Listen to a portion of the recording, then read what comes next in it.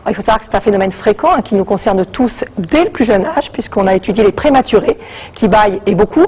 Ils passent très précisément en moyenne 2,5% de leur temps à hoqueter. Nous bâillons moins, mais ça reste quand même assez désagréable, surtout quand ça dure un petit peu trop.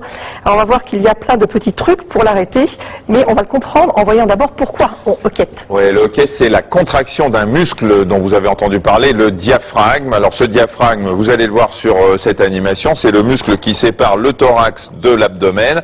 Il va se contracter pour aspirer, pour tirer sur les poumons, ça nous permet d'aspirer. Et en fait, c'est les spasmes de ce diaphragme qui déclenchent le hoquet. Et il est aussi, le bruit caractéristique, lui, il est dû à un spasme à la fermeture d'une partie du larynx ici. Alors ce diaphragme, comme tous les muscles du corps, est sous la commande de nerfs. Celui qui déclenche sa contraction est un nerf qui est très long. Vous allez le voir aussi. Il est là. Voilà, c'est un nerf très long puisqu'il descend du cou et il va traverser tout le thorax avant d'arriver au diaphragme. Alors il part à peu près de cette région. Il faut que je compte les vertèbres. 1, 2, 3, 4, c'est par là qu'il part et puis il va descendre ici, il va aller jusqu'au diaphragme qu'on vous a surligné ici, vous voyez donc qu'il est très long et surtout que tout le long de son trajet, il sera pas très loin des poumons, mais aussi du tuyau qui permet aux aliments d'aller jusqu'à l'estomac, vous voyez ici, c'est l'œsophage.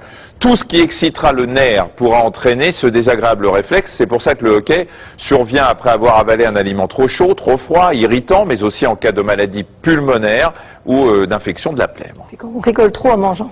Ça, c'est terrible. Quand on rigole en mangeant. Ah oui, ça c'est terrible. Ça déclenche systématiquement. Alors, comment on peut le faire passer? Vous déjeuniez avec moi. Comment le faire passer? Le principe est simple, quand il s'agit d'un hoquet banal, bien sûr. Il faut exciter un autre nerf, c'est le nerf qui est là pour empêcher la contraction du diaphragme, donc le contraire du phrénique. Plusieurs méthodes sont efficaces, notamment celle qui consiste à faire baisser le taux d'oxygène dans le sang et à augmenter le taux de gaz carbonique. Alors pour ça, il suffit de bloquer sa respiration, donc de se mettre en apnée, éventuellement de respirer dans un sac en papier, mais si ça ne marche pas, on n'attend pas de devenir complètement violet avant d'arrêter. Autre technique bien connue, toutes celles qui consistent à boire un verre d'eau rapidement, à manger du pain sec ou de la glace pilée. Toutes ces techniques stimulent le nerf. Et puis il y a d'autres méthodes plus étonnantes, comme de presser fortement la pulpe du petit doigt avec le pouce. Attention, de la même main, il ne faut pas changer de main. Bah oui, alors le nerf, vous l'avez vu, a beau être long, il va quand même pas jusqu'à la pulpe des doigts. Alors parmi les trucs un petit peu farfelus, il vaut mieux ne pas être à un dîner mondain, puisqu'il y en a un qui consiste à tirer la langue pendant plusieurs minutes. Si vous avez des idées ou des recettes, n'hésitez pas à nous les envoyer. Moi je vous recommande le vinaigre sur un sucre. C'est la méthode russe, ça marche très bien. Mais vous l'avalez après. Vous laissez pas sur le sucre.